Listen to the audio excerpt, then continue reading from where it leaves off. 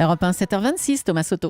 Attention, zone ou plutôt semaine de turbulence dans la majorité. Bonjour Caroline Roux. Bonjour Thomas. Entre le vote du projet de loi de finances mardi, donc demain, et le début du débat sur le budget rectificatif de la Sécu, ça va être un moment de vérité pour les frondeurs. Mais Caroline, en réalité, tout ça, ça n'inquiète pas plus que ça l'exécutif.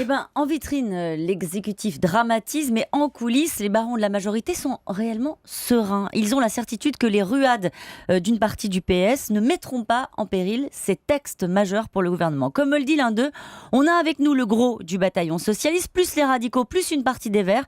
Ça suffit pour aller au-delà de la majorité. Le président lui-même évoquait le sujet, d'ailleurs avec un peu d'humour, comme il le fait souvent.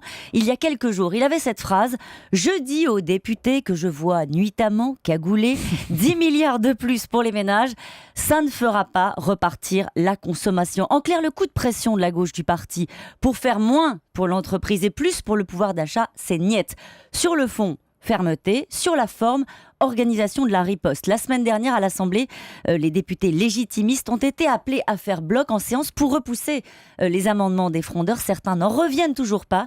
Il leur était tout simplement interdit de quitter l'hémicycle. Dites-moi, ça va les mettre en colère, les frondeurs. Qu'est-ce qu'ils vont faire demain ? Ils vont voter contre ? Ils vont s'abstenir ? On le sait déjà ? Ils vont faire un point mardi matin. Hier soir, en faisant un petit pointage, j'ai pu mesurer qu'il y a de tout chez les frondeurs. Abstention, vote pour, vote contre. Le collectif, hier soir, n'avait pas encore de ligne claire.